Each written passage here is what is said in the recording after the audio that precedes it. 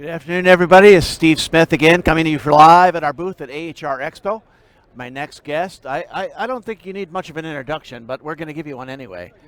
It's Bob Hot Rod Rohr, the Training and Education Manager of Caleffi. Bob, thanks for coming by.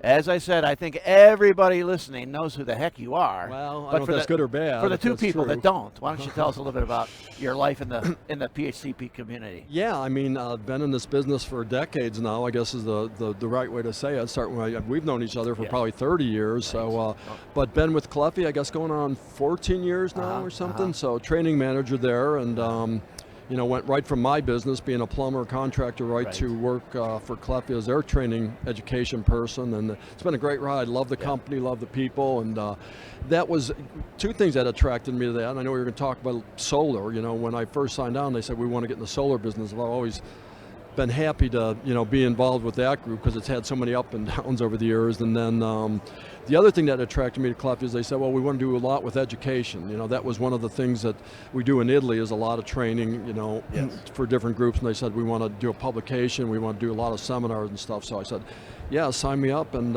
here I am 15 years later. Very good. Well, I know I did an interview recently with the CEO of Caleffi, North America. Mark Olson. That's going to be in our February issue of PHC News. Good guy. And he talked a lot about your early days, went back in the solar days. I guess you literally drove around in a van. We had a Caleffi solar van. Also, too, I guess he came to visit you down in Missouri, and anyone that knows you make radiant beds and radiant dogs, whatever doesn't move, radiant motorcycles. I think that's what key maybe to get you hired there. I think they really like those creations. Yeah, and they came down to visit me with some product, and I didn't know the Caleffi name at that point, and just liked the product. And then when they came back to me and said, "Well, we're looking for somebody," I said, "Yeah, let's go." Cool. So, early days solar, living in a van, huh? Well, I wouldn't say I lived in all. I did have a hammock in there, and occasionally I would sleep in it. But back in those days, a show like this, we would drive to it. We could load everything in the van. I remember once getting lost underneath the McCormick Center. It's like another city down there, and I had to get 3 people tell me how to get out of there. But yeah, we used to take the booth to the show and set it up ourselves and man it, and then haul to the next thing. So we've come a long ways to where we are today as far as the size of the company, the size of the booth, more awareness of who we are and stuff. Right, so. And you've come a long way in training, and that's what I really want to talk to you about the time we have this afternoon. Yeah, loved it. And training means a lot of things to Caleffi. You've got the Hydronics magazine that actually just came out. Yep. Coffee with Caleffi, a lot of things. Why don't you unpack it for us? Yeah, and so actually, I consider Hydronics one of our products. It's not nothing we sell; we give it away.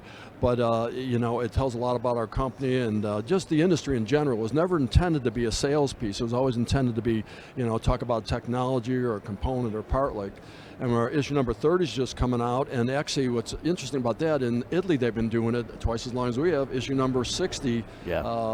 Hit the press, hit the floor, I think in December last year. So we're 30 issues behind them. But John Siegenthaler does the heavy lifting on that, helps us with that, and he's a good guy to explain even complicated topics. You can break it down to the understandable level, but enough meat on the bone for the engineers that want, okay, show me the numbers, how does this work? But I got to see it in a formula or something like that. So, yeah, so that's going to keep going on. We've got some good issues planned. We're trying to stay relevant as far as, air to water heat pumps right now, or you look around the rage at the show. So we try and gear it to that. And then the Coffee with Caleffi webinars that we do once a month typically track along with an hydronics issue. So Siggy will be talking about that this month with the net zero homes and technology. Okay, so the Hydronics is printed magazine. I mean, I get a copy of it. Can you download it too from the website? So 3 things. So now you can get a printed copy. I like to print. I like to make notes in the margin and stuff. And it's always online as a PDF. And now we have some of the issues are virtual. Where you can page, where you get that click, sound of a page folding when you're going through it. So 3 different ways that you can get it, and of course they're all archived and. It's a great. So the 30th issue is out now. Right. I'm sure if you go to the website, you can probably sign on to get a mailed copy, a printed copy, or just download it. Correct. Yep. And I know Mark mentioned too, maybe it was the 10th edition or the 15th edition, one of those editions in the past. Literally, you reprint that quite often because it's almost like a Hydronics 101. Yeah, I mean, some of the older issues we won't reprint because we've got newer product and things have changed, models have changed and stuff like that. So, probably the first 15 of them or so are, we won't keep reprinting them. We keep quite a few of them. I don't know if we do 20 or 25,000 in the printing. So we keep a stash of them. If people want the back issues to fill up a library or something, we can certainly help them with that. But yeah, we'll always print them. I think we always will. I hope we always will, because like I say, I like to have the print copy of it. So you mentioned that the Hydronics magazine kind of is in sync with Coffee with Caleffi. Yeah.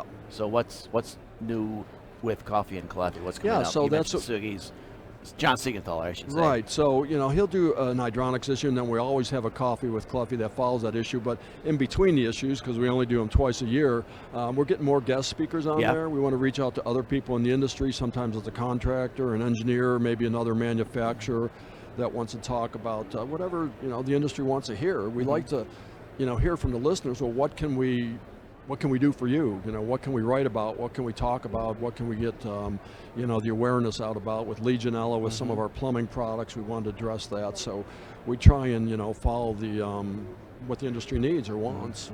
And I kind of think we're pioneers. I think some of the products that we brought out, which are imitated all over the show here, we come up with the ideas, and I guess that's a form of flattery, they say, when people copy your product, but we like to think that we're kind of the first out the door with some of these innovative magnetic separation stuff. That's a good point too, because before we leave Hydronics to talk about the training, one thing I did learn that I didn't know about when I talked to Mark for my interview in the February issue of PHC News, is that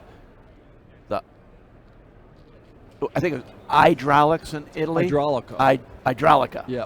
Right. So that came over to the United States as Hydronics. Exactly, and that, of course, like I said, is still published over there. And I think some of those are in English versions. If you go to our international website, some of them they've converted to English. So yeah. But the point he also raised when he raised that point was that that is an example of taking some from Italy, bringing it to the United States. Right. But with Coffee and Caleffi, went the other way around. Exactly. Yeah, we started that. Let's talk about that. Yeah, we started that series. When would we? 2012, I think, when we first started doing. We were doing them twice a month when we first started, and that's a lot of content to put together. So yeah, we've been doing them for over 10 years now, and I think in the UK they're doing it too. Technobranch over there is doing a version of Coffee with Caleffi, and then in Italy too. So they just started that. So yeah, so we reciprocate if we've got something that interests them or their customers. They take it from us, and we'll take it from them. So Coffee with Caleffi, what's the schedule? Just so we understand everything. We try and do it the last Thursday of the month if we can. Sometimes vacations or Christmas, we move it around a little bit. But that's typically what we shoot for, is the last Thursday of every month to have it. And it's noon Central Time is when we do it. And of course, they're archived. They're on our YouTube channel. Interesting thing about that is we go there, and some of them have been viewed like 80,000 times. So actually, I think more people watch them after the fact because they can't be there that day for that time period. Right. So we get a lot of views later on through the YouTube channel. So there's videos on there from all over the world because we sell products in I think 92 countries now. So we've got stuff in Russia and pick a country, and we've got YouTube videos or stuff on our site. There, so. In the Coffee with Caleffi, how long are we talking about for each episode? Is that an hour? Well, we shoot for an hour. Okay. A couple of them, Siggy gets a little wordy sometimes. A couple of them went a little long. We told people this one might be 90 minutes because some people are on their lunch break and they watch it. And what's interesting about that, on the GoToMeeting platform, we can see how many people sign up. But we know there's instances where people in an office where the whole office is watching it. So we don't know the exact number, but there could be 1,000 people tuning into those now because it's grown that much, and I think it's information that they like. And as we said, Coffee with Caleffi has been adopted in the UK and Italy and other countries? 2 right now. They're doing a version in Italy and also over in the UK. Sure. Okay. So about a year ago, you started Ask Caleffi Podcast. Let's talk about that. Yep. So we've got a couple of the boys, guys, the younger generation, up in Milwaukee that do a little podcast back and forth, and they do a great job. And who are those boys? Let's give them some credit. I know Cody. Cody's another trainer there, although he's switching into a product manager a little bit too, the Hydronics product manager. And then we've got Greg and Dan Verkus that do the the podcast Okay. from there in Milwaukee. Okay. So yeah, they're fun, and they come from the industry too as hands-on guys, so they've got a good take on, you know, doing something like that where they're talking to people with knowledge instead of, you know. And what do you think differentiates, say, Coffee with Caleffi with Ask Caleffi Podcast? Is it? Well, the length of it, number one. Okay. Yeah, we dig a little bit deeper for the Coffee with Caleffi. It takes, you know, a lot to put a Coffee with Caleffi together because we, you know, have to go out and build the PowerPoint and do that. That's more of an off-the-cuff thing, the podcast, where they're talking like you and I are, and if something, you know, a fly goes through the air, they'll, hey, you know, it's a little bit looser than the, you know, the Coffee with Caleffi seems to be more for engineers. When we look at the sign-up list, it's been 60-40 engineers to contractors, so that, you know, we gear it to that audience, knowing that that's the group out there. We make it a little bit more, I don't know, professional, I guess, looking and sounding. And the not that the other guys aren't, but it's a different audience. And the podcast is how long for each podcast? 15 minutes. 15. Okay. Yeah. So short and sweet. Yep. And what's the schedule? What's I mean, when do you drop those? We put it out on social media when they're going to do it. I think they do have a schedule. I'm sorry, I don't know the exact date, if they do it a certain date every time. Okay. It's down in Milwaukee, and I don't get up there that much anymore because of the COVID thing, so I used to be more in tune with what was happening in the office, but being virtual now, it's changed. Greg Tubbs and Dan Furcus are Greg the guys and Dan. behind the podcast. Okay, Yep. good. So, with COVID in mind, what's changed for training? What have you quite done a bit differently in the last and couple of years? Yeah, we're going into more, we call it hybrid, I don't know if that's the official term for it, where we'll have one of our field people be at a location and they'll have the group in front of them, and Cody or Max or I will be, you know, home or in Milwaukee and doing a presentation there. So you still have a little bit of a live feel to it because a lot of people still aren't comfortable jamming into a room. Right. So they might come and, you know, spread them out a little bit. So that's kind of a hybrid. I learned that with the ESCO group was doing that, where they'd have a technician in front of a piece of equipment, the instructor would be somewhere else, and, you know, we'd talk them through them, okay, put your meter here, and, you know, troubleshoot virtually like that, and they call that hybrid. So we kind of tagged on to that term, hybrid training, where we can, you know, just do it virtually, just have to be in front of a connection, basically, so. And Mark mentioned something about, I can't remember his exact title, his exact phrase, but it's kind of like miniature training, sound bites, bite-sized nuggets of training. We can, Cody does a thing called 5 Things You Need to Know, Okay. that just does it in, you know, a couple minutes about, okay, here's a valve, this is what you need to know about putting this in or troubleshooting or something like that. So we're trying to break it into whatever size, whatever time period that you've got to commit to learning about that. If you've got 5 minutes, watch the 5 Things You Need to Know. If you've got a little bit more time, a podcast.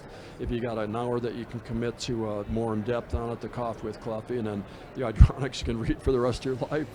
Yeah. You know, Now, it should. Is there any, do people actually come to classrooms at all anymore for Caleffi? Well, or we thought we were there, and now we're not. And now we're thinking we're going to get there hopefully this summer. But we've got a great new facility, a new training room, and we really want to leverage that and bring groups in again of all sorts. In Milwaukee? In Milwaukee, yeah. We expanded our building and put a really nice commons area upstairs that we can. I've seen that. Yeah, you've been there. Yes. So.